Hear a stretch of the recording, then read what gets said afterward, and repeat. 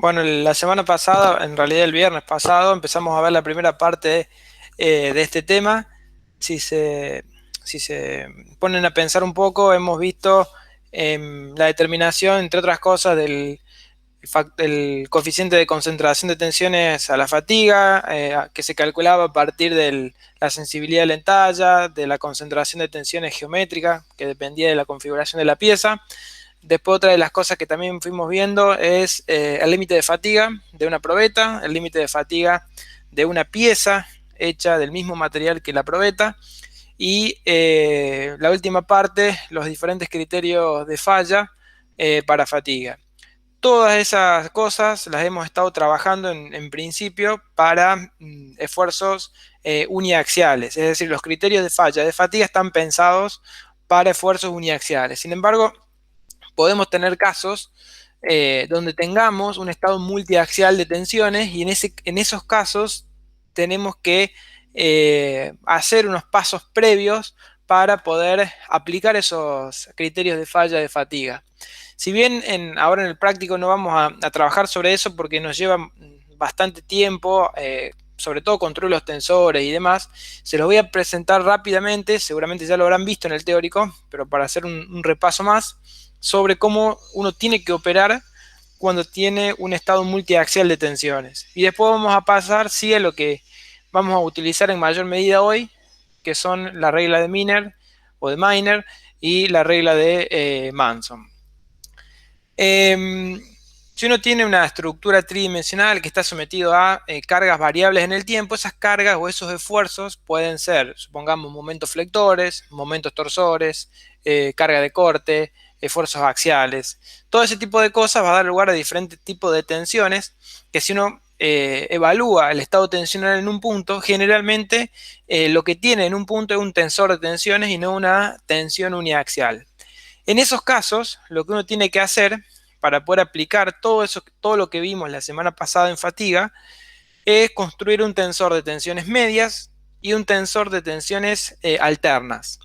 Para ello, lo que uno tiene que hacer previamente es calcular a partir de los esfuerzos máximos y mínimos los valores medios y los valores alternos. Supongamos que tenemos un momento flector variable, vamos a tener un valor mínimo, un valor máximo. Con esos dos valores uno calcula el momento flector medio, el momento flector alterno y después calcula la tensión.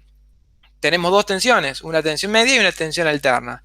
Una vez que ustedes hicieron eso, las van a colocar en el lugar correspondiente dentro del tensor. Pero una cosa importante acá es aplicar correctamente el factor de concentración de tensiones, el K sub F. ¿Por qué? Porque ese factor depende del tipo de esfuerzo. Entonces, en vez de afectar con ese coeficiente a las tensiones alternas y medias que aparecen en el criterio de falla de fatiga, uno tiene que afectar a los esfuerzos. ¿Para qué? Para que cuando pasemos desde los esfuerzos a las tensiones que ellos generan y luego de eso al tensor, ustedes tengan en cuenta ya cuando incorporan las tensiones dentro del tensor esos factores de concentración de tensión, de manera tal de que quede claramente identificado que están afectando a los esfuerzos y no a las tensiones. Una vez que uno tiene el tensor de tensiones medias y el de alternas, aplica un criterio de falla de fatiga, de fluencia, ya sea el de Tresca, el de von Mises, seguramente van a ser alguno de ellos, y de esa manera uno puede tener una tensión de comparación media y una tensión de comparación alterna, es decir, pasaron de tener un tensor a tener un escalar, que es una representación equivalente, si uno quisiera, a través de un criterio de fluencia de ese tensor. Es decir, una tensión de comparación media y una tensión de comparación alterna. Y con esos dos valores de tensión, uno ingresa a, el tensor al criterio de falla de fatiga.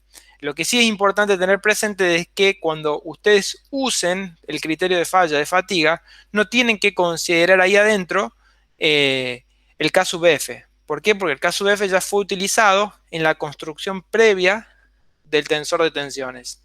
Del tensor de tensiones alterno, obviamente. ¿Por qué? Porque el K sub F afecta a la componente alterna de la tensión. Y aquí está básicamente cómo operar considerando el criterio de falla de von Mises. En primer lugar, uno tiene que construir con los valores medios el tensor de tensiones medias, el tensor de tensiones alterno con las cargas alternas, y después, para este tensor, calcular una tensión de comparación media y una tensión de comparación alterna. Y con eso entrar al criterio de falla de fatiga. Si bien está el caso particular para un estado plano de tensiones, siempre uno tiene que agarrar y asumir en principio que es un estado tridimensional, trabajar sobre eso, y si tiene que ser, y si va a dar, o tiene que ser un estado bidimensional, automáticamente va a surgir a través de estas expresiones. Ustedes no traten de pensar si es un estado bidimensional o no, no. Traten de trabajar como si fuese siempre 3D y después, en todo caso, reducir el tensor si es necesario.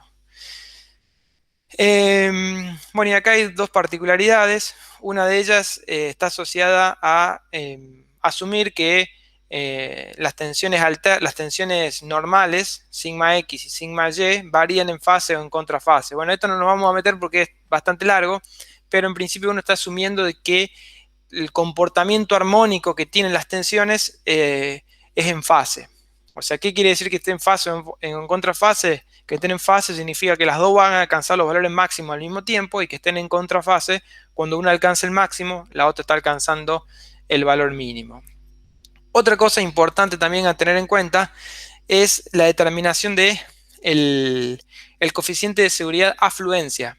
Para calcular el coeficiente de seguridad afluencia, uno no tiene que hacer esta suma, es decir, uno no tiene que sumar la tensión de comparación media y la tensión de comparación alterna que surgen de acá, de todo esto, sino que uno tiene que construir un nuevo tensor con los valores máximos de carga, o sea, con los valores máximos de los esfuerzos externos, momento torsor, momento flector, fuerza normal, corte y lo que fuese.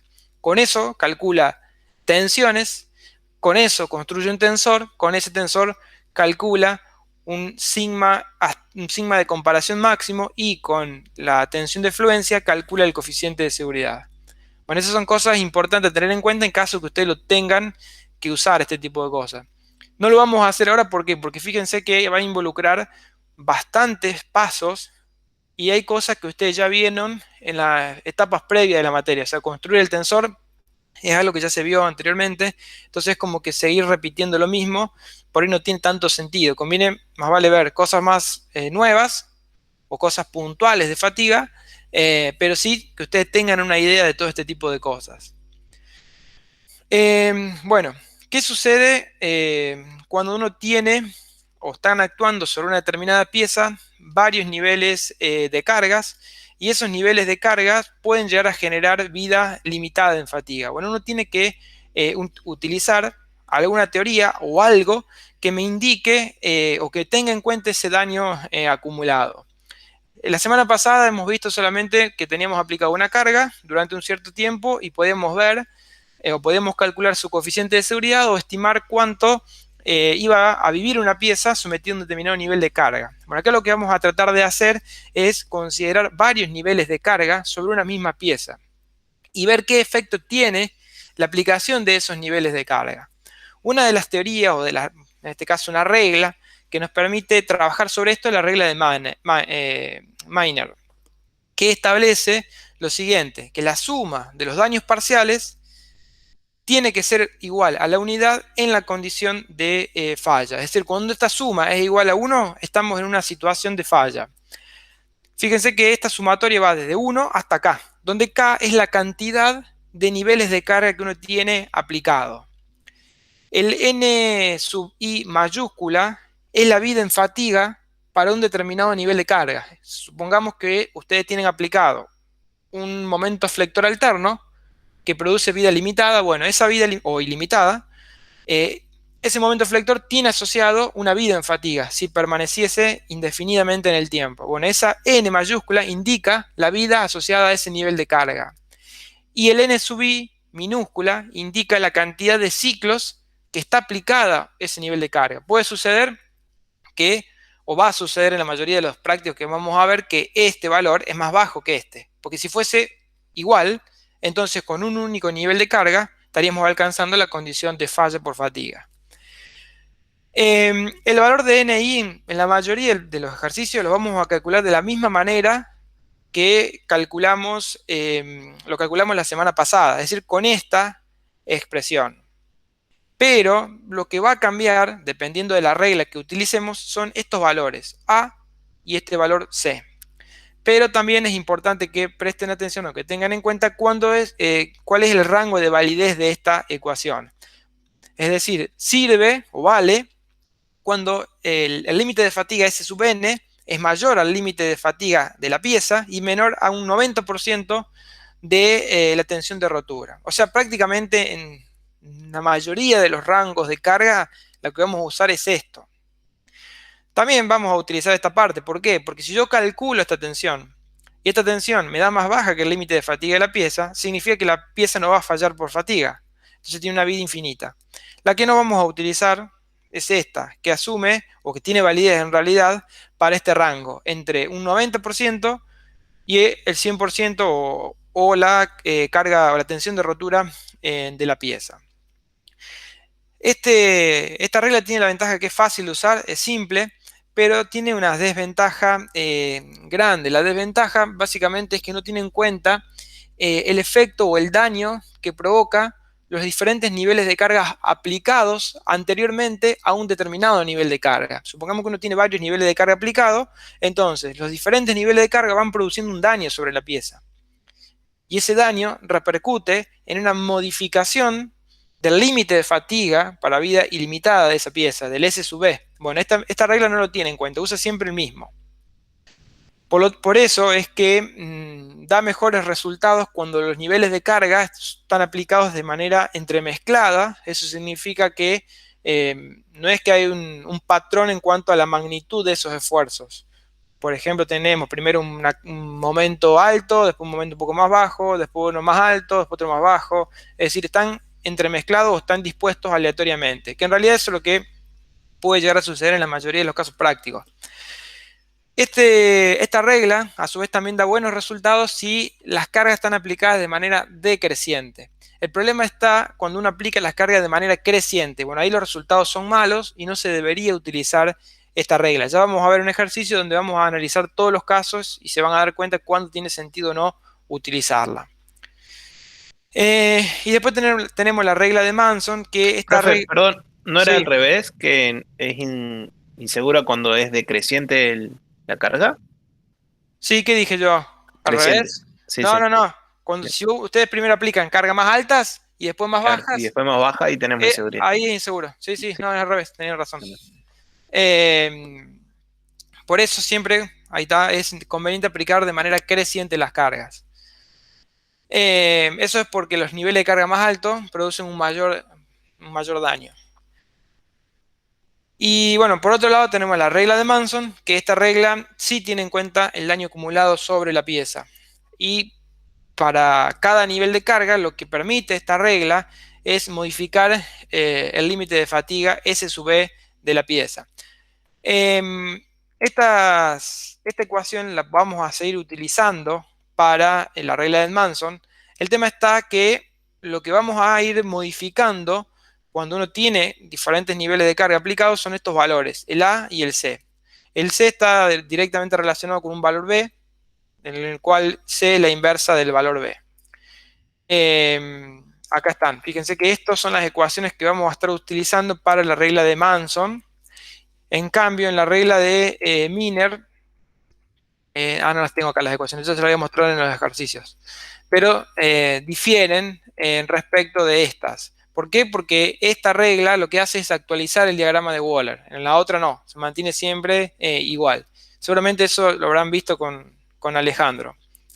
Y esta es la expresión para el cálculo o la modificación del límite de fatiga de la pieza.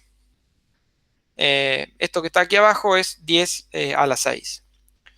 Bueno, vamos a comenzar con algunos ejercicios. Ya van a ver que la mayoría de los ejercicios es aplicar esas dos reglas y tratar de, bueno, no solamente las dos reglas, sino también lo que hemos visto la semana pasada. Pero quizás lo de la semana pasada no voy a entrar en tanto detalle porque, bueno, es igual a lo que está en las diapositivas previas.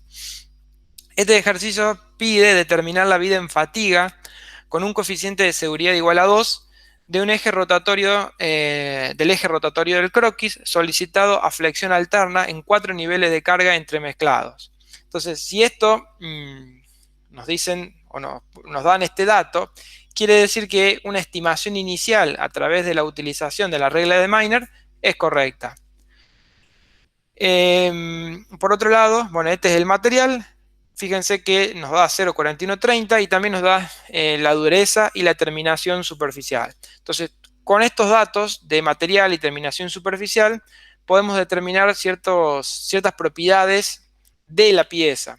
En primer lugar, de la tabla del anexo, me parece que es el número 2C, entrando con este material, podemos determinar cuál es la tensión de rotura, que son 1280 megapascal, y la tensión de fluencia, que son 1190 megapascal.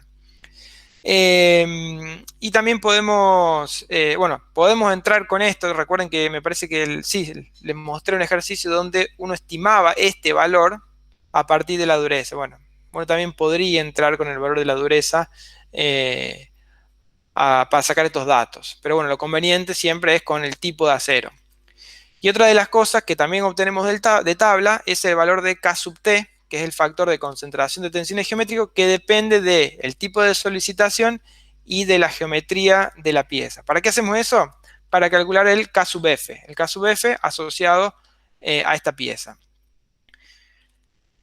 Aquí están los diferentes datos que uno necesita para ingresar a este gráfico. Entre otras cosas, la relación entre diámetros y la relación también entre el radio y el diámetro. Si ustedes ingresan al gráfico, pueden sacar este valor de K sub T. No voy a mostrarles otra vez el gráfico porque ya lo hemos visto el viernes. Y también calculamos la sensibilidad de la entalla a partir de raíz de ρ y la raíz del radio de la entalla, que en este caso el radio de la entalla es este que está acá.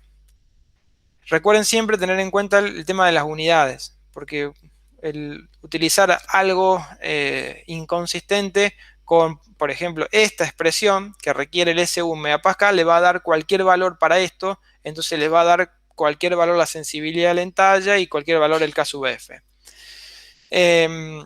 Entonces, reemplazando el SBU acá, nos da este valor, llevándolo acá y calculando la raíz cuadrada del radio de la entalla, nos da un valor de Q de 0,9. Llevando este valor a esta expresión junto con el K sub T de acá arriba, nos da este valor para el K sub F. Ahora bien, fíjense una cosa.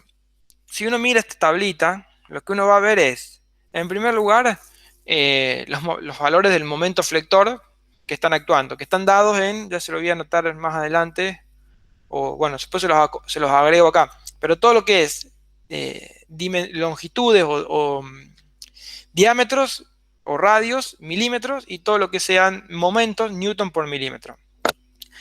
Esa es una cosa que siempre hay que aclarar, bueno, en este caso no se los indiqué. Pero sí es importante ver lo siguiente, si uno tuviese que aplicar la regla de Manson directamente, uno necesita saber cuántos ciclos están actuando cada carga. Porque si no tiene cuántos ciclos están actuando cada nivel de carga, no puede hacer nada. Fíjense que acá, en principio, no nos están dando nada. Nos están diciendo que esto va a actuar un 20%, esto un 40%, esto un 30% y esto un 10%. Pero un porcentaje de qué? Bueno, ese es un porcentaje de la vida total de la pieza. ¿Qué significa? Significa que de la totalidad de la vida de la pieza, o sea, cuando termina de actuar este nivel de carga, la pieza tiene que romper por fatiga. Eso es básicamente. Entonces, uno lo que puede hacer en estos casos, y fundamentalmente en este caso en particular, porque tenemos niveles de entremezclado, es hacer una estimación de la vida o de la cantidad de ciclos asociado a cada nivel de carga a partir de la regla de Manson. Y una vez que uno tiene eso, a partir de la regla de Miner, y a partir de eso uno puede ir y aplicar la regla de Manson. Bueno, eso es lo que vamos a hacer a continuación. Bueno, acá seguimos calculando otras propiedades, pero que ya la hemos visto, el límite de fatiga de la probeta. Después, una vez que tenemos el límite de fatiga de la probeta, calculamos el límite de fatiga de la pieza a partir del factor de tamaño, a partir del factor de carga, que en este caso es flexión, y la terminación superficial. Una cosa importante es esta. ¿Qué diámetro usamos acá? ¿Usamos este diámetro o usamos este diámetro? Bueno, en principio nadie nos dice nada, o no nos dicen cuál, pero uno siempre tiene que tratar de estar del lado de la seguridad. Si uno evalúa esa expresión con estos dos diámetros, se va a dar cuenta que este va a dar el mayor valor. Entonces, entrando, o sea, eligiendo esta ecuación o esta ecuación de acuerdo al valor del diámetro, uno puede calcular el factor de tamaño. Bien. ¿Qué más? Bueno, haciendo esta multiplicación, uno puede determinar cuál es el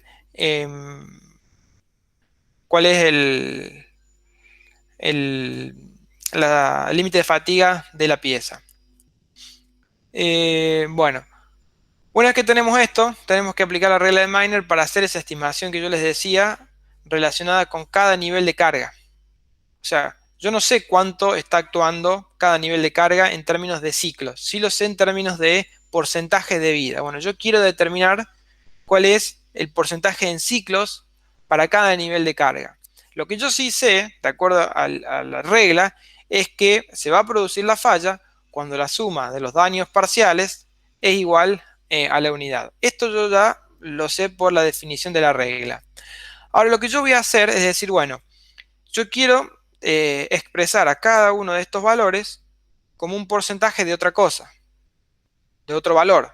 Bueno, entonces lo que hago precisamente es hacer eso. P sub 1 es un porcentaje, P sub 2 es otro porcentaje, P sub 3 otro y P sub 4 otro. ¿De qué? De un valor n, que es lo que yo quiero calcular.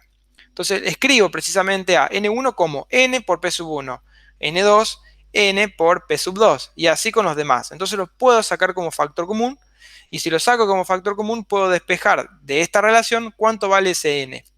Con ese n puedo volver a la relación propuesta y calcular el N1, el N2, el N3 y el N4. Por otro lado, también es necesario para determinar estos valores, calcular cuál es la tensión que está actuando. En este caso, como tenemos un momento flector alterno, que está fijo el momento flector y lo que está rotando es el eje, entonces la tensión máxima y la tensión mínima van a ser iguales con signo opuesto. Por eso es que no tenemos tensión media. O bien, dicho de otra forma, el momento flector máximo y el momento flector mínimo son iguales y de signos opuestos. Por lo tanto, cuando uno calcula la tensión media, su suma hace que se simplifiquen. ¿Por qué? Porque vamos a tener más m menos m dividido 2. Eso hace que se simplifique. ¿Por qué? Porque son iguales y opuestas, entonces su promedio va a dar 0. Y esta es la determinación de la tensión alterna asociada a el momento flector. Y fíjense que estoy utilizando en este caso también el diámetro menor del eje. O sea, estoy midiendo cuánto es la tensión alterna en la zona de la entalla. O sea, en donde aparece ese radio de curva de entalla que vincula el diámetro menor con el diámetro mayor. Bueno, para poder evaluar, la idea es evaluar esta expresión. Para poder evaluar esta expresión tengo que calcular N1, N2, N3 y N4. Esto los conozco. Este me parece que era del 40%, o sea, 0,4. El primero 0,2, el segundo 0,4, el tercero 0,3 y el cuarto 0,1. Me faltaría calcular el N1, el N2, el N3 y el N4. ¿Qué hacemos? Bueno, acá sí yo tengo que utilizar un coeficiente, un criterio de falla de fatiga. ¿Para qué? Y para poder determinar cuál es la vida en fatiga asociada a cada nivel de carga. En primer lugar, como no tengo tensión media, porque tengo un momento flector alterno, entonces todos los criterios de falla que vimos la semana pasada convergían a una sola expresión. Que esa expresión en realidad era esta que está acá, pero en vez de Sn teníamos el S sub E. En este caso, yo voy a escribirla en términos de S sub N. ¿Por qué? Y porque no sé en principio si el nivel de carga que me genera una determinada tensión alterna va a producir una tensión límite de fatiga que va a estar por encima o por debajo del límite de fatiga de la pieza. No lo sé. Entonces, si yo la calculo y me da por debajo, bueno, ya voy a saber que tiene una vida infinita. Pero si me da por encima, tengo que agarrar y calcular cuánto es el número de ciclos asociado a ese nivel de carga. Entonces, vamos a empezar con el primer momento flector que estaba actuando. El primer momento flector era de 140.000 newton por milímetro. Y es importante tener en cuenta esto, un coeficiente de seguridad igual a 2. Por lo tanto, de esta expresión, reemplazo coeficiente de seguridad igual a 2, reemplazo el K sub F calculado y reemplazo la expresión del momento flector, pero evaluándola ya con el momento que les mostré recién, el de 140.000. Evalúo esta ecuación y me da 323 megapascal. Ahora, esos 323 megapascal tengo que ver si están por encima o por debajo del límite de fatiga, del SE. El SE valía 373, está por debajo. Entonces, si está por debajo, eso significa que para este nivel de carga tenemos una vida infinita. Entonces el N1 ya directamente vale infinito, no hace falta calcularlo, ya nos damos cuenta que es infinito. Es decir, estamos usando esta ecuación. Esto.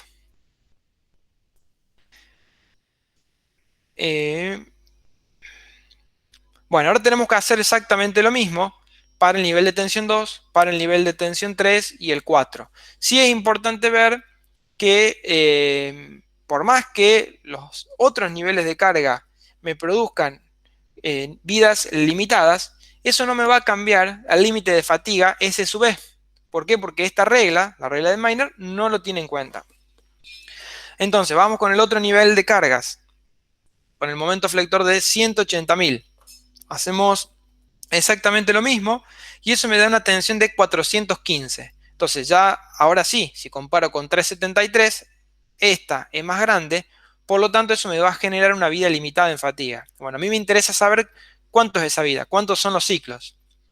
Para poder calcularlo tengo que utilizar esta expresión, que ya también la utilizamos el viernes. Pero para poder usar esta expresión necesito calcular el parámetro a través de esta ecuación y el parámetro C a través de toda esta ecuación. Es importante tener en cuenta lo siguiente acá.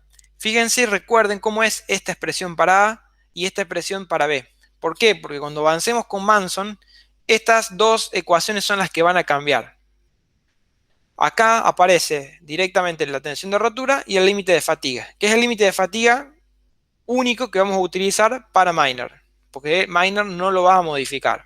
Reemplazamos acá, bueno, acá calculamos la inversa.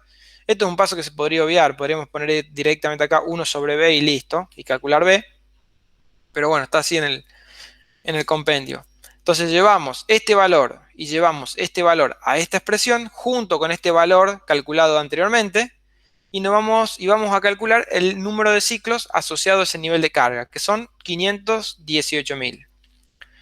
Ahora hacemos lo mismo para el nivel de tensión estrés, que el momento es de 22.000. Fíjense que lo único que estoy cambiando entre esta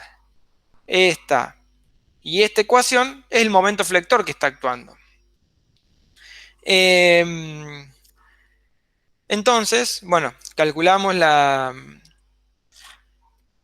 tensión. Obviamente me va a dar un valor más grande que el S sub E, que este. Entonces tengo que calcular cuánto es la vida en fatiga asociada a ese nivel. Lo que sí tienen que tener en cuenta es que para usar esta ecuación, con esto, no hace falta calcular otra vez el A y otra vez el B y el C. ¿Por qué? Porque esto no cambió. La tensión de rotura sigue siendo la misma y el límite de fatiga sigue siendo el mismo. Entonces reemplazamos y tenemos 151.565. Y lo mismo para el nivel de tensiones 4. Calculamos 600 megapascal, mucho mayor que el límite de fatiga, y tenemos un N4 o un número de ciclos asociado a ese nivel de carga que es de esto. Tengan en cuenta lo siguiente, o sea, ¿qué significa esto, esto y esto? Esto significa que si, por ejemplo, este momento actúa únicamente sobre la pieza, bueno, puede actuar solamente 54.000 ciclos, porque después de esos 54.000 ciclos la pieza rompe. Eso es lo que significa.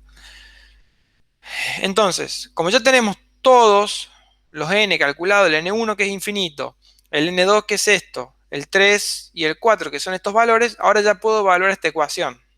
O sea, puedo determinar cuánto es el n. Fíjense que esto, 0,2 dividido infinito es 0. Entonces, y los otros valores sí me dan un determinado cociente. Fíjense que acá están colocados los porcentajes de vida. Entonces, evalúo esta ecuación y calculo cuánto vale el n. Ese es un n, una vida total que tiene la pieza en fatiga, pero es un valor de n que está estrechamente relacionado con el porcentaje que uno le atribuyó inicialmente a cada momento. Porque va a cambiar si yo le atribuyo, no sé, al tercer momento, en vez de 0,3 le atribuyo, no, qué sé yo, 0,4 y acá al primero le atribuyo 0,1. Bueno, eso va a cambiar. O sea, está directamente relacionado con el porcentaje de vida que yo le asigné a cada uno de los momentos flectores. Una de las cosas que me di cuenta antes, que le dije mal, es esto. Yo antes les dije que acá colocamos el valor más chiquito. No, es el valor más grande. ¿Por qué ese valor más grande? Porque como tengo un signo menos, si yo tengo un signo menos, me permite invertir este término. Por lo tanto, cuanto más grande es el diámetro, más bajo me va a dar este valor. Eso me vino a la mente recién. Uno tiene que usar siempre el diámetro que me genere el valor más chico de esto. ¿Para qué? Para estar siempre del lado de la seguridad. Bueno, entonces, yo ya calculé, se me vino a la mente y salté, volví con eso. Disculpen si los mareé un poco. Entonces, una vez que yo calculé este valor n, que está, de nuevo les repito, estrechamente relacionado al porcentaje que le asigno a cada carga, yo puedo calcular cuánto vale esto.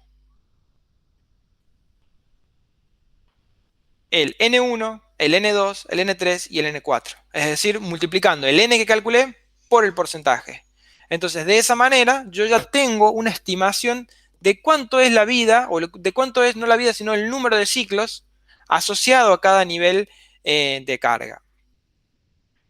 De acuerdo a lo que dice esta regla, o de acuerdo a esto que yo determiné de esta forma, así me está diciendo que si yo multiplico este valor por esto, este valor por esto, este valor por esto y esto por esto, entonces yo puedo tener actuando esta carga una determinada cantidad de ciclos, este nivel de carga una determinada cantidad de ciclos, este nivel de carga otra cantidad de ciclos y finalmente otra cantidad de ciclos asociada con esta carga. Cuando termine el último ciclo de esta carga, la pieza se rompe por fatiga. Eso es básicamente lo que me quiere decir esa ecuación. Ahora, lo que me interesa ver es qué pasa si yo utilizo esta estimación de vida en términos de número de ciclos por la regla de Miner. ¿Y para qué? Para definir esta cantidad de ciclos, que son las multiplicaciones que le conté recién, y resuelvo el problema con la regla de Manson. ¿Para qué? Y para tener una estimación si eso que me dio Miner es correcto o no. Pero fíjense que lo que voy a hacer es reordenar las cargas de esta forma, con cargas crecientes. Entonces, en principio, bueno, vamos a ver qué es precisamente qué es lo que va a dar esto. Pero tengan en cuenta lo siguiente. Miren esta tablita un segundo y volvamos a la primera.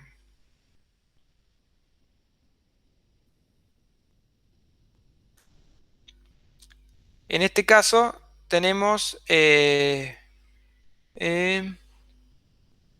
bueno, dice el enunciado con cargas entremezcladas. Bueno, evidentemente no están entremezcladas, sino que están con niveles de carga crecientes, porque son cada vez más grandes.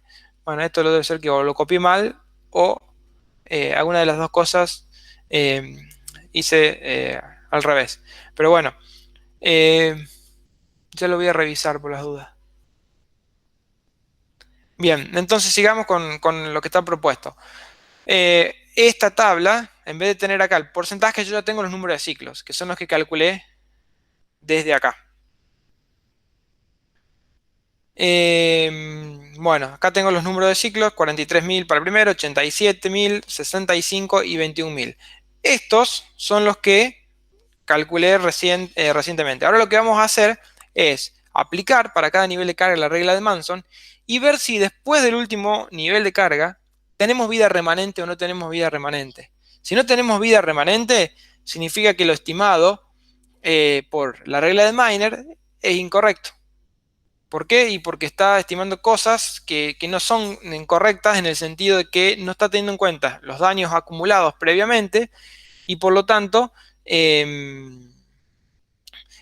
no puede predecir adecuadamente el comportamiento en fatiga de la pieza. Ahora, ¿qué pasa si yo tengo todavía, luego del último nivel de carga, vida remanente? Bueno, significa que la regla de Miner para ese orden de aplicación de cargas es conservador. Entonces vamos a ver qué pasa. En primer lugar, para el primer nivel de cargas, para calculamos el valor de S sub n. Bueno, este proceso es exactamente el mismo que antes. ¿Por qué? Porque no cambia. O sea, el S sub n, como la tensión alterna, la tensión media es nula, todos los criterios coinciden, el coeficiente de seguridad es 2, este es 1,7, y esto lo calculamos con la ecuación de tensión para un momento flector. Y nos da 323. Este 323, que es el primer nivel de carga que yo aplico, sí puedo compararlo con el S sub B de la pieza. ¿Por qué? Porque antes de esto no tuve nada aplicado, en teoría. Entonces, el límite de fatiga de la pieza hasta este momento son estos 373. Que fíjense, el mismo valor que calculamos antes, acá. O sea, no hay otro, el mismo, porque no hay nada raro todavía hasta el momento. Como este es más bajo que los 373, tenemos vida infinita para este nivel de carga y por lo tanto tenemos una vida remanente infinita. ¿Qué sería la vida remanente? Es este valor menos este valor que está acá. ¿Por qué? Porque este valor me dice cuánto puede vivir la pieza con este nivel de carga. Y este valor me dice cuántos ciclos estuvo actuando este nivel de carga. Entonces, si yo le resto infinito a este número, me sigue dando infinito. Entonces, este nivel de carga tampoco me va a producir una modificación en el límite de fatiga de la pieza. ¿Por qué? Porque estoy por debajo del límite de fatiga, estoy trabajando por debajo del límite de fatiga. Vamos a ver qué pasa con el nivel de tensiones 2. El nivel de tensiones 2 me da una tensión de 415, que también es la misma que calculamos antes. Esto sí lo debo comparar con el límite de fatiga de la pieza, el S sub B, que son 373. Entonces, en este caso, sí yo voy a tener o voy a estar trabajando en vida limitada. Entonces, luego de aplicar este nivel de carga, luego de que actúen 87.186 ciclos este nivel de carga, sí va a generar un daño sobre la pieza, que debo tenerlo en cuenta para el próximo nivel de carga. O sea, debo tenerlo en cuenta ¿para qué? Para que en el próximo nivel de carga yo modifique el límite de fatiga de la pieza teniendo en cuenta el daño que provocó este nivel de carga. Entonces ahora lo que vamos a hacer es calcular la vida en fatiga asociada a este nivel de carga para poder determinar la vida remanente. O sea, cuánto me sobró de vida, si quieren ponerlo entre comillas, para este nivel de carga. Fíjense que como no modifiqué el límite de fatiga, porque antes de esto estuve actuando un nivel de carga que era o me producía vida ilimitada, entonces todas estas ecuaciones son las mismas que usamos para Miner. Si ustedes se fijan, incluso este valor, el N2, es el mismo que calculé antes para ¿dónde está? Este valor, el mismo N2. Por lo tanto, ahora sí yo puedo calcular una vida remanente. Puedo calcular una vida remanente en este caso y que es finita porque este nivel de carga me produce, o me produjo en realidad, vida limitada. Entonces voy a restar este número menos este otro número. Entonces esta es la vida remanente para este nivel de carga. ¿Qué significa este vida remanente? Significa que si yo mantengo esta carga, todavía a la pieza le quedan esta cantidad de ciclos antes de romper por fatiga si mantengo este nivel de carga. Entonces ahora sí, en el próximo paso, o sea, en el próximo nivel de tensiones, sí yo debo modificar mi límite de fatiga. ¿Por qué? Porque ahora sí ya cambió. Lo que no va a cambiar va a ser este cálculo. Este cálculo no va a cambiar porque acá no interviene el límite de fatiga. Lo que sí interviene, o sea, lo que interviene acá es el criterio de falla, que ya lo tenemos en cuenta que es el mismo para todos porque no hay tensión media. Entonces, fíjense, tiene una tensión SN de 507. Si ustedes piensan, antes teníamos el límite de fatiga inicial era 373. Obviamente que el daño acumulado me va a reducir el límite de fatiga. Entonces yo ya sé, por más que no lo haya calculado al nuevo límite de fatiga, que esto produce vida limitada. Lo que vamos a hacer ahora es calcular precisamente cuánto es la nueva vida en fatiga, el nuevo límite de fatiga, a través de esta ecuación. Obviamente que se va a cumplir esto. Es decir, el límite de fatiga para este nivel de carga, que tiene en cuenta el nivel causado por las tensiones 2, las anteriores, va a ser más bajo que el SE original. Entonces ahora vamos a calcular el A sub B, el A sub 3 y el B sub 3. El B sub 3 se calcula con esta expresión y el A sub 3 con esta expresión. Fíjense que en el B sub 3 aparecen cosas del nivel de tensión anterior. Aparece el SN2, y aparece la vida remanente, esta acá. O sea, quiere decir que el B3 que yo uso para calcular el límite de fatiga depende de lo que ocurrió antes.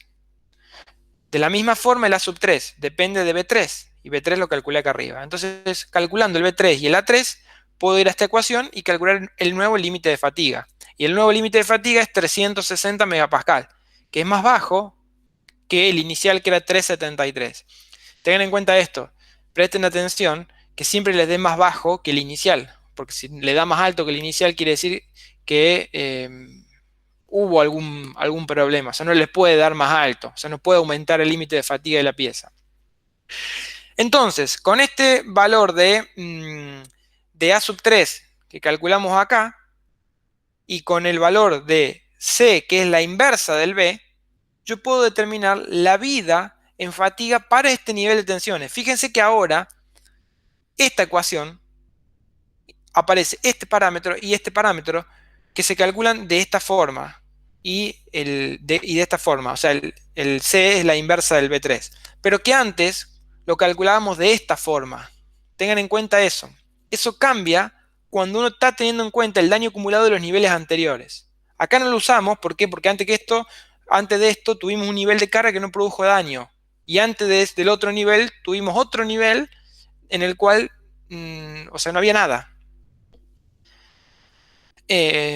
Bueno, entonces yo calculo el N sub 3 para el nivel 3 y da 130.000. Y su vida remanente es 65.293. Entonces, este nivel de carga que también produce daño, lo vamos a tener que tener en cuenta en el próximo nivel de carga, en el 4. En el 4, el SN4 es de 600. Obviamente produce también vida limitada. Y volvemos a calcular el B4 y el A4. Pero fíjense que aparece acá este y este. O sea, tienen en cuenta el nivel de carga anterior. Lo calculamos, me da esto. El B3, esto el B3, el B4, el C4 y el A4. Y con eso calculo el nuevo límite de fatiga que tiene en cuenta el daño 3 y el daño 2. Y da 297. Fíjense cómo se va reduciendo. Empezamos con 373, pasamos con 360 y ahora tenemos 297. Y con eso calculamos el límite de fatiga, la vida en fatiga para este nivel de tensiones. ¿Y qué me está dando? Me da 27.831. Por lo tanto, teniendo en cuenta que el nivel de 4 tuvimos 21.700, bueno, hago la resta. Resto esto menos los 21.000, me sobran esto. Esto es la vida remanente que yo tengo en el último nivel de carga. Entonces, si uno piensa y compara, quiere decir que después de aplicar el último nivel de carga, todavía me sobra vida. Entonces, la cantidad de ciclos estimadas anteriormente con Miner es conservativa. ¿Por qué? Porque me estaba diciendo Miner antes que luego de terminar el último nivel de carga la pieza se rompía. Bueno, Manson me está diciendo que no, que tengo todavía un margen, que es precisamente esto que está acá. Entonces la conclusión es que Si yo aplico las cargas de esta manera, crecientes, la regla de Manson y la regla de Miner me da un resultado conservador, entonces lo puedo utilizar como una predicción inicial. Eso es lo que se ve al aplicar primero Miner y después corroborar con lo que establece Manson. Me llama la atención esto que les mostré al principio, que no sé por qué dice cargas entremezclado. Debe ser que este enunciado tenía otra cosa antes.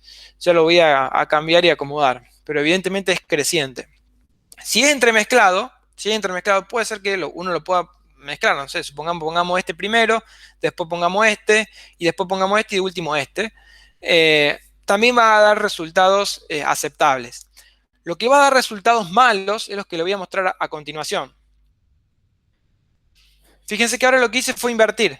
Puse el último primero y fui reduciendo. O sea, primero las solicitaciones más grandes y después las solicitaciones más bajas. Vamos a ver qué pasa y vamos a ver si, o sea, qué nos dice la regla de Manson para esta circunstancia.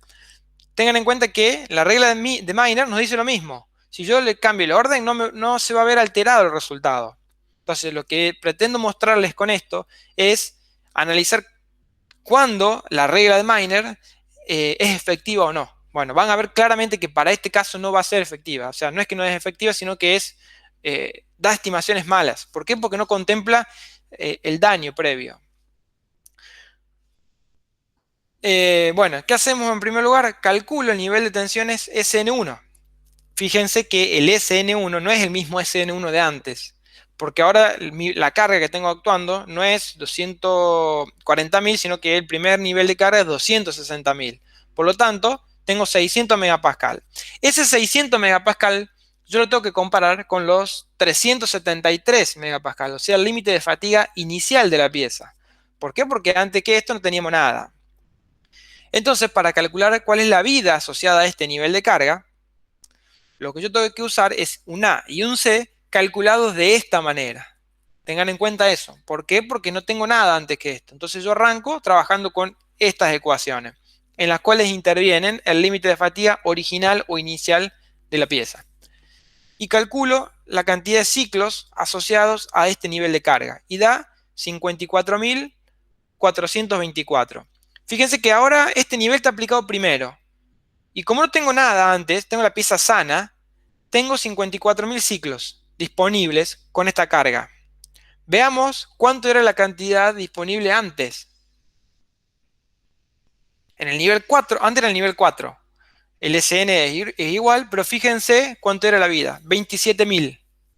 ¿Qué quiere decir? Que todo el daño producido por las cargas anteriores hacen que tenga una vida mucho más baja disponible, 27.000. Y ahora fíjense que es 54.000.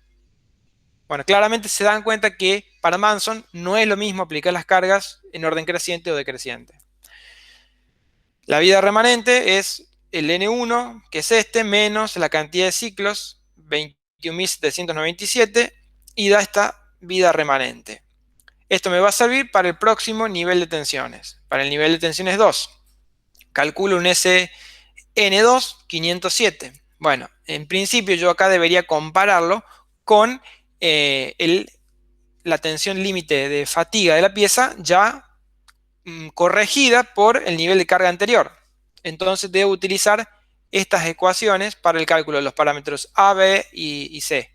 A2, B2 y C2. Ese 2 es por el nivel de tensiones que uno está trabajando. Y siempre se corrigen con el nivel de tensiones anterior. En este caso, el 1. Tengan en cuenta que, supongamos, el primer nivel de tensiones produjo vida limitada. Pero si el segundo nivel de tensiones no produce vida limitada, eso hace que se mantenga el límite de fatiga corregido por el primer nivel de carga. O sea, tengan en cuenta que si en el medio de las cargas aparece justo un nivel de carga que no produce vida limitada, entonces eso no va a generar ningún cambio en el límite de fatiga de la pieza. Siempre va a generar cambio en el límite de fatiga de la pieza, algún nivel de carga que dañe a la pieza. Entonces, calculamos los parámetros a partir del SN1 y del NR1. Y me da que el límite de fatiga de la pieza pasó de 373 a 316. Obviamente no quieran comparar estos valores con los que calculamos antes porque van a dar distinto, porque el orden de carga es distinto. Y para este nivel de tensiones calculo el número de ciclos disponible de vida a través de esta ecuación con estos parámetros ya teniendo en cuenta el efecto del daño anterior o el nivel de carga anterior. El N2 es de 79.000, el remanente es esta diferencia, es 79.000 menos estos y me da 32.600. No, me da 14.126. Entonces ahora pasamos al nivel de tensión estrés. El nivel de tensión estrés da una tensión de 415, obviamente que es mucho más grande que el límite de fatiga de la pieza, si bien no está calculado, es más grande. ¿Qué hacemos? Calculamos el B3, el A3 y el C sub 3 teniendo en cuenta el nivel de tensiones anterior, o sea, el SN2, el NR2.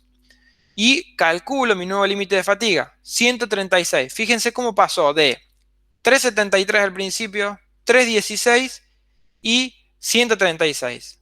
O sea, este nivel de tensión es 2.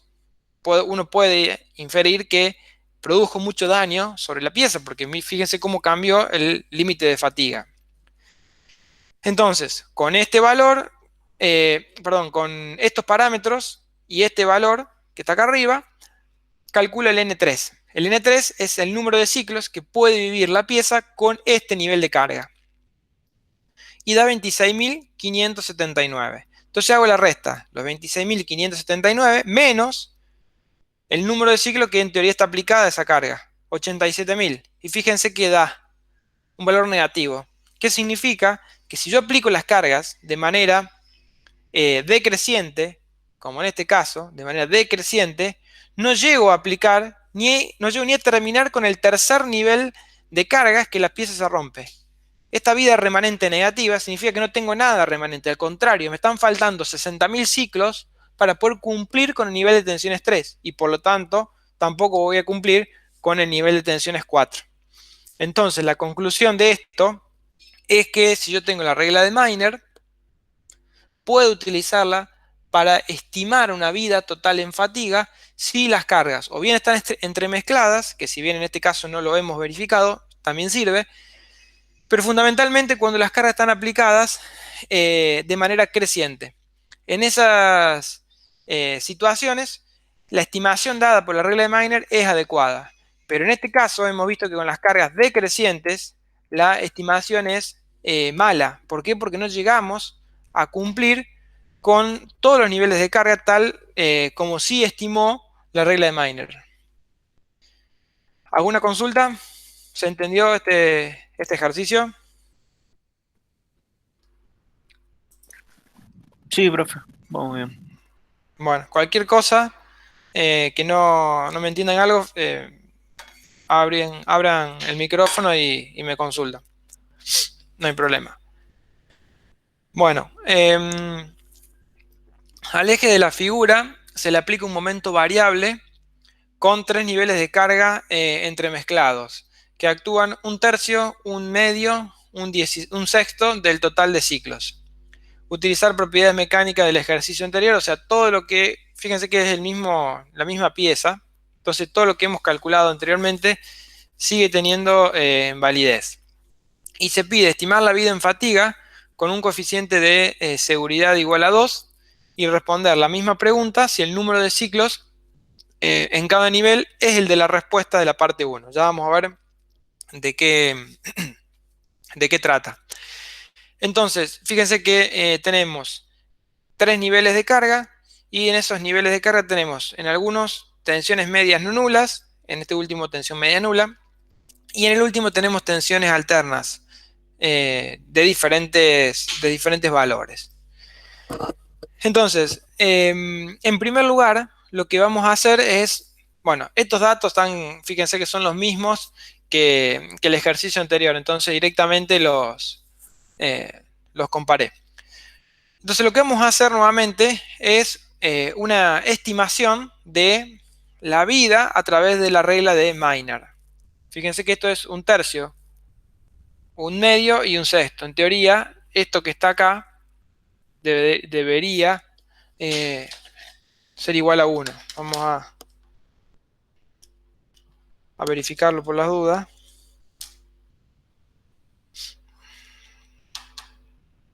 Sí, eso da igual a 1.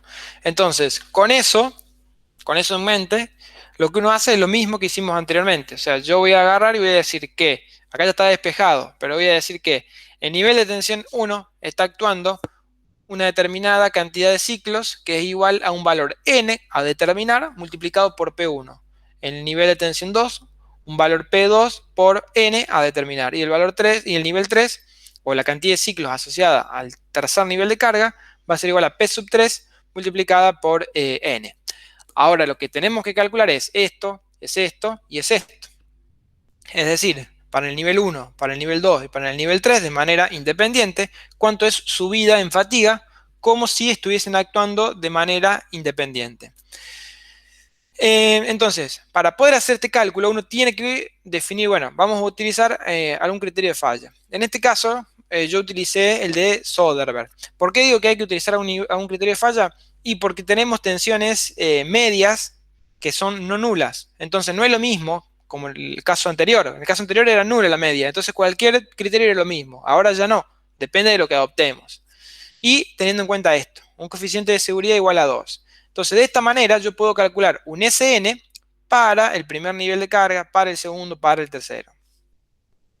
Entonces hago precisamente eso. Nivel de tensión 1, calculo cuánto es el SN1. 415. 415 lo comparo con este, más grande. Entonces, vida limitada. ¿Qué hacemos? Calculamos cuánto vale el N1 a partir de eso. Ya sé que no es infinita, entonces bueno, tengo que calcularla. ¿Qué utilizo? Utilizo estas ecuaciones. Fíjense que no estoy corrigiendo nada y no estoy teniendo en cuenta nada. Primero porque antes que esto no tuve nada, ningún nivel de carga. Y segundo porque estoy usando la regla de Miner. Entonces calculo A, calculo B y calculo C. Llevo acá esos valores de A y C y este valor, el SN1. Y calculo el número de ciclos.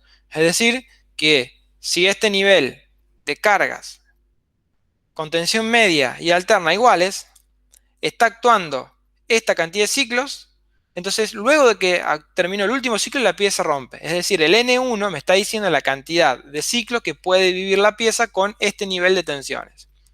Entonces ya calculé el N1. Ese N1 es el primer denominador de acá. Falta este y falta este. Hago exactamente lo mismo. SN2 567, más grande que 373, vida limitada. Calculo los parámetros que son exactamente los mismos. Fíjense que estos valores y estos valores son los mismos acá. Son los mismos, ¿por qué? Porque no estoy corrigiendo con Miner el SE. Entonces no hay problema de nada. Siempre lo mismo. Y calculo el N2. El N2 da 76.400. Y calculo el nivel de tensión estrés. Fíjense que en el nivel de tensión estrés la media es 0. Entonces este término se anula. Y hago lo mismo.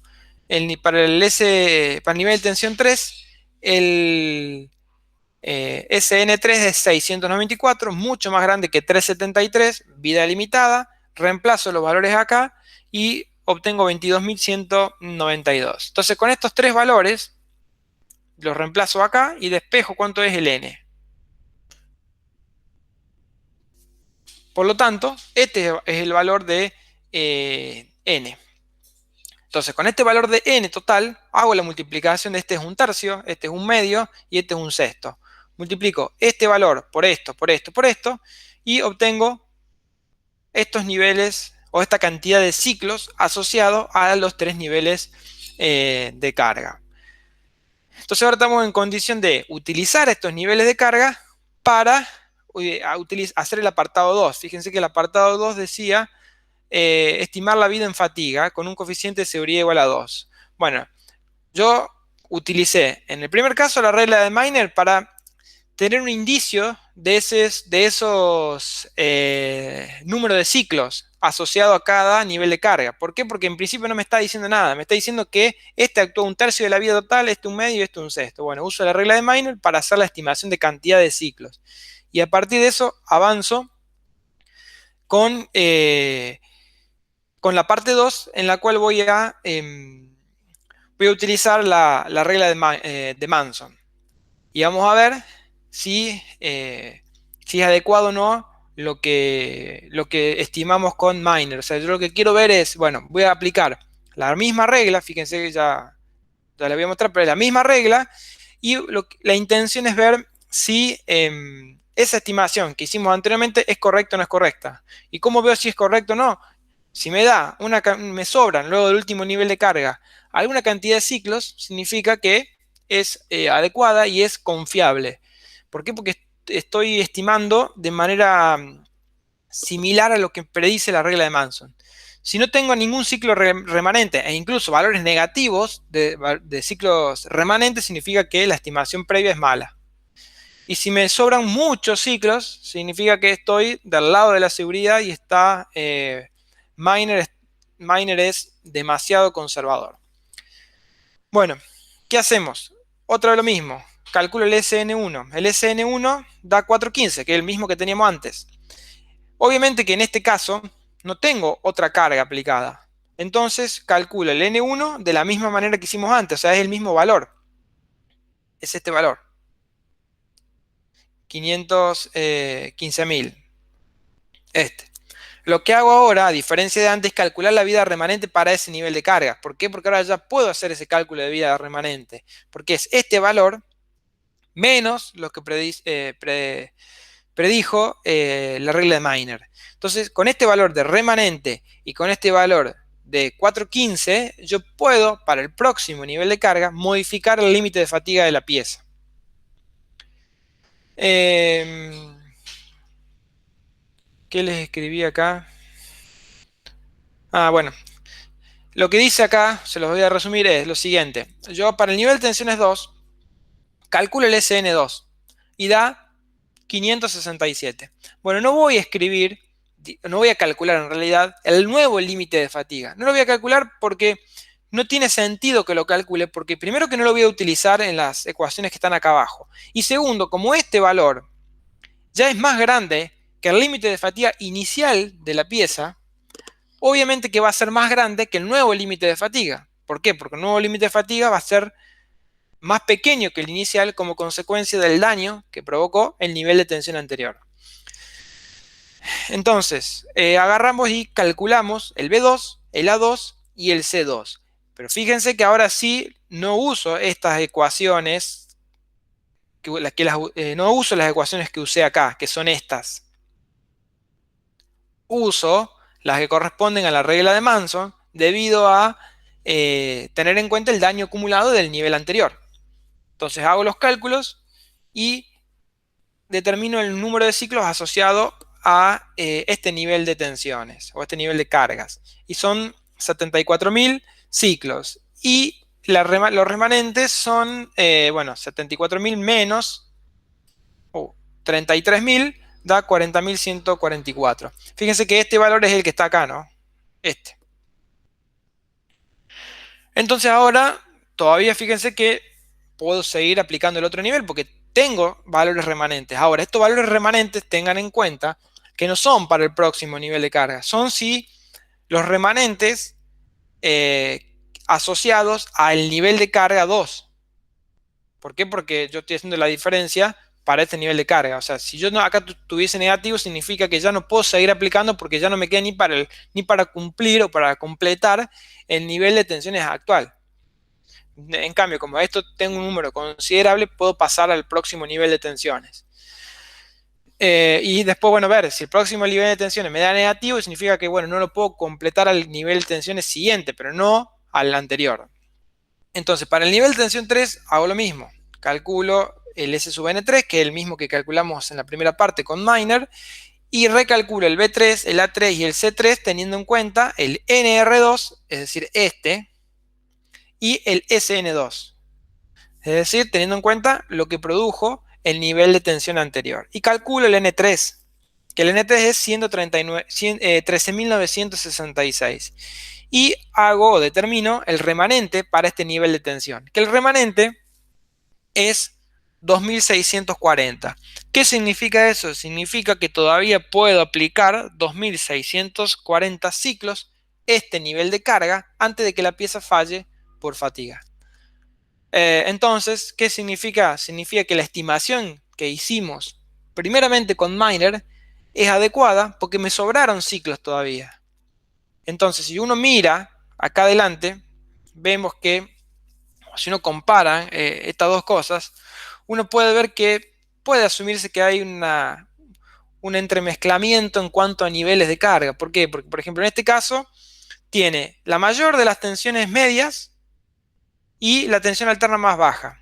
Este tiene una tensión media, o sea, distinto de cero, y una tensión alterna más alta que el primero. Y el último tiene la máxima tensión alterna, pero no tiene tensión media. Entonces acá podemos ver que también sirve hacer una estimación previa con Miner para una estimación previa con Miner de la vida total que tiene una pieza para esos niveles de carga. Bien, ¿alguna consulta?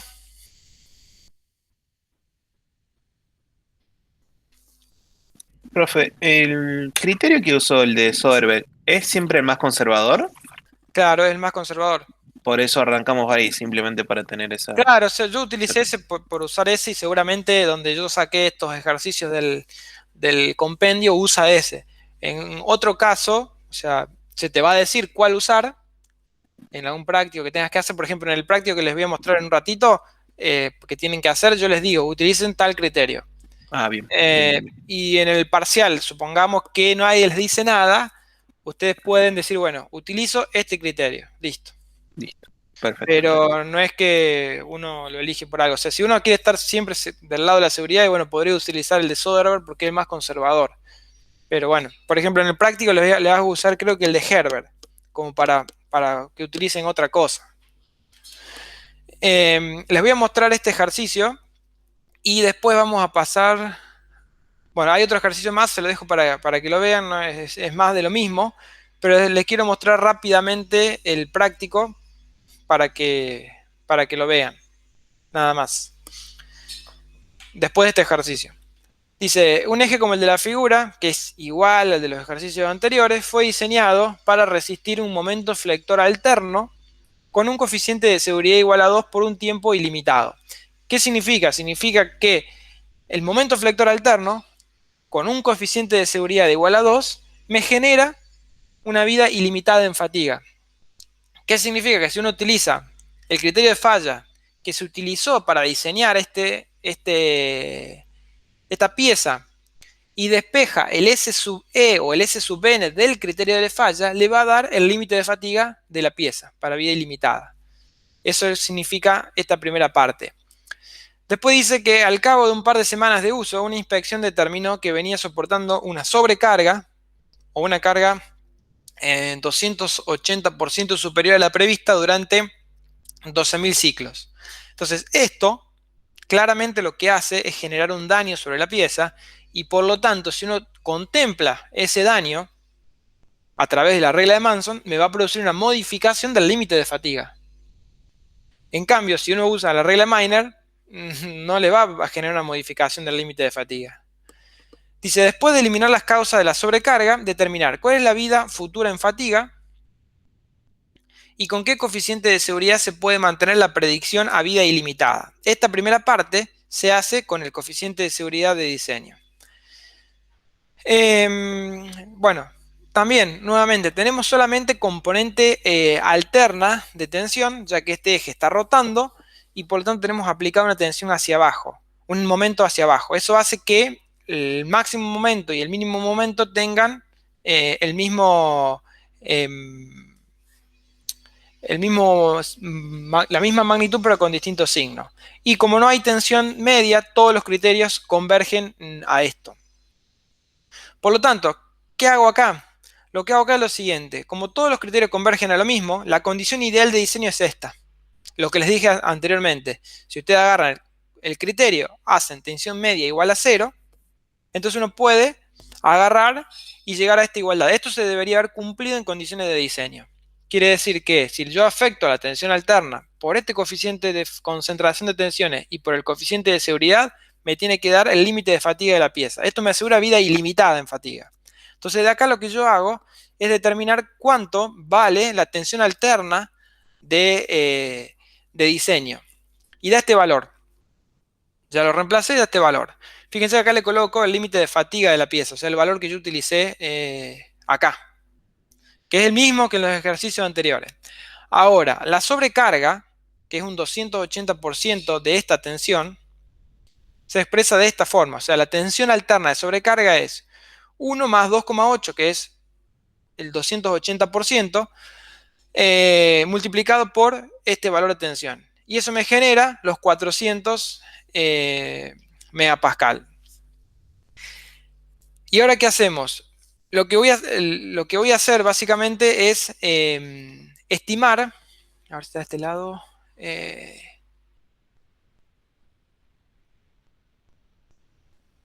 bueno, es directamente estimar cuánto es la vida que tiene esta pieza en fatiga para este nivel de tensiones. O sea, esto lo que va a hacer, esta sobrecarga, me va a generar una condición, seguramente ya lo vamos a ver, de vida limitada. O sea, ¿qué quiere decir? Que si yo agarro esta ecuación, la reemplazo acá arriba, este valor que me va a dar cuando la reemplazo no va a ser este, va a ser más alto. Entonces eso me va a generar una vida limitada en fatiga. Con eso es lo que yo estoy tratando o lo que voy a calcular con todo este grupo de ecuaciones. Pero para poder calcularlo tengo que primero determinar cuánto vale A, determinar cuánto vale B. Fíjense que yo estoy usando esto asumiendo que antes de esa sobrecarga no hubo nada. ¿Por qué? Porque si hubiese habido otra cosa, debería contemplar ese efecto de daño generado por esa otra cosa. Entonces, ¿ahora qué hago? Vengo y reemplazo el Sn que obtuve de llevar esta ecuación ahí arriba, que eso está hecho de este lado. Fíjense también otra cosa, que en estos casos de sobrecarga yo no voy a afectar por el coeficiente de seguridad. O sea, yo ya estoy asumiendo que la tensión de sobrecarga ya tiene incluido todo. O sea, esa tensión de 400 megapascal ya tiene todo y solamente la voy a afectar con el K sub F. Eso hace que, fíjense, Sn sea de 709. Entonces, si ese Sn es de 709 y yo lo comparo con los 373, obviamente que esto me genera vida limitada, que cuando yo reemplazo eso acá, me produce una vida de 19.539 ciclos. Entonces, fíjense, la, la sobrecarga fue de 12.000 ciclos. Por lo tanto, quiere decir que todavía, si uno hace 19.000 menos 12.000, tendría una vida. O sea, podría todavía seguir actuando más ciclos sin romperse con esa sobrecarga. Pero si yo saco la sobrecarga y solamente esa sobrecarga actuó 12.000 ciclos, después de eso la pieza va a volver a trabajar con la tensión de diseño. Ahora, ¿qué pasa si yo a eso lo resuelvo con la regla de Miner como en este caso? Eso me va a decir, o la regla de Miner me va a decir que luego de sacar la sobrecarga y volver a tener la tensión original, la vida va a ser infinita. ¿Por qué? Porque la regla de Miner lo que va a hacer básicamente es, o sea, no va a modificar el límite de fatiga de la pieza. Y por lo tanto, si vuelve al nivel de tensión de diseño, volvería a estar en esta condición. Entonces no tendría ningún tipo de problema. Y precisamente si uno aplica la regla de Miner para poder definir cuánto es el N2, que es el número de ciclos correspondiente a, al número de ciclos que puede todavía tener la pieza después de quitar la sobrecarga, me va a dar infinito. Eso me va a dar infinito porque cuando yo saco la sobrecarga y vuelve a actuar la tensión de diseño, la vida en fatiga para esa tensión de diseño es infinita. Entonces, claramente, la regla de Miner no me va a permitir, o regla de Miner, no me va a permitir tener en cuenta el daño que causó esa sobrecarga. Entonces, para poder hacerlo, lo que tengo que hacer es utilizar la regla de Manson. Entonces, la regla de Manson sí me va a permitir corregir el límite de fatiga de la pieza, entonces me va a producir otro tipo de cosas. ¿Qué hacemos para ese caso? Para trabajar con la regla de Manson, bueno, calculo la vida remanente, que es de 7.500 ciclos. ¿Qué significa? Significa que todavía la pieza puede estar trabajando con la sobrecarga 7.500 ciclos. Y ahora lo que voy a calcular es el nuevo límite de fatiga, teniendo en cuenta el efecto de la sobrecarga y la vida remanente, teniendo en cuenta esa sobrecarga, que es las mismas ecuaciones que veníamos usando anteriormente. Nada más que en este caso, sí voy a calcular el nuevo límite de fatiga. Y el nuevo límite de fatiga es de 219.000 megapascal, que si yo lo comparo con el inicial, fíjense que es mucho más bajo. Por lo tanto, ¿Qué sucede? Sucede que cuando se deja de estar la sobrecarga, que vuelve a estar actuando la tensión de diseño, lo que se va a volver a cumplir es esto que decíamos anteriormente. Pero ¿qué pasa?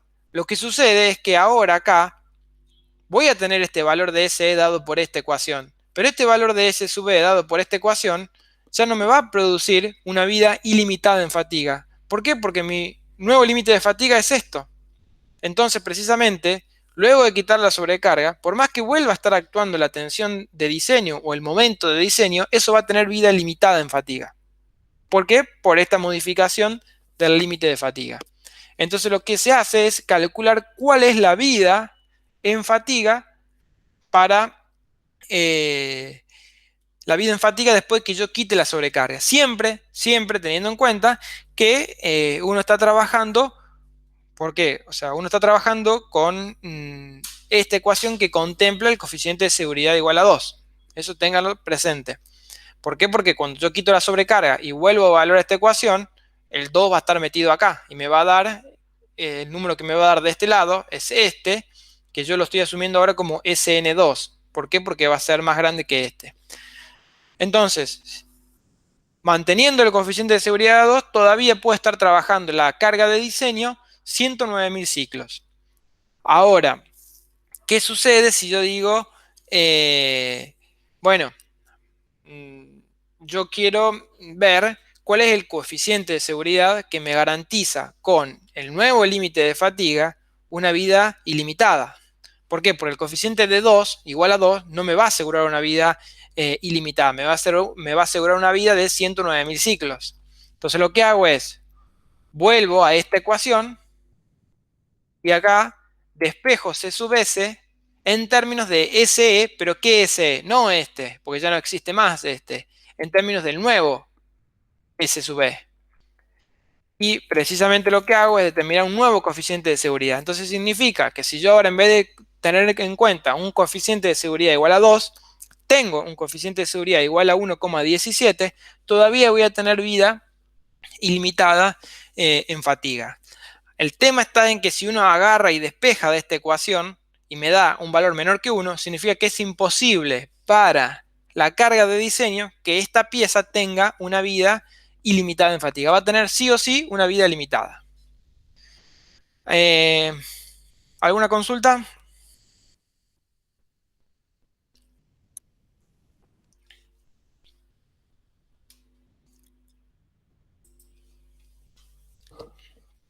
¿Ninguna? No, estamos. Bueno, les voy a mostrar rápido porque tengo que ir a dar otra clase el práctico. La idea es que traten de, bueno, trabajar con una pieza de estas características y cumplir con estos 4 apartados. En primer lugar, tienen que determinar un momento flector de diseño, que es parecido a lo que les mostré recién. Después hay una sobrecarga, esa sobrecarga va a modificar el límite de fatiga. También tienen que calcular eso. Después tienen que determinar la vida en fatiga para el momento flector de diseño, luego de eliminar la sobrecarga, lo mismo que está hecho en el ejercicio de recién, y después determinar también, como recién, un coeficiente de seguridad con este criterio de falla en fatiga y utilizando el nuevo límite de fatiga, o sea, el calculado en el apartado anteriores. Nada más que tengan en cuenta una cosa, acá tengo estas tensiones normales que son constantes y lo único que van a contribuir, solamente van a contribuir en las tensiones medias. Tengan en cuenta eso. El alterno el momento alterno no va a producir medias. Solamente lo que va a producir tensiones medias van a ser estos momentos estas fuerzas normales que vale 3.500 newton. Tengan en cuenta eso. En el ejercicio de recién no había tensiones medias. Acá tenemos tensiones medias generadas por los esfuerzos normales únicamente. Bueno, cualquier cosa, o sea, léanlo tranquilo y cualquier cosa, yo se lo voy a subir esta tarde, después de que dé la otra clase de vibraciones, se lo voy a subir. Ustedes lo pueden mirar y el jueves en la consulta, si tienen alguna duda, me preguntan. ¿Estamos? Perfecto, profe. Bueno, vamos a dejar de grabar. ¿Alguna duda?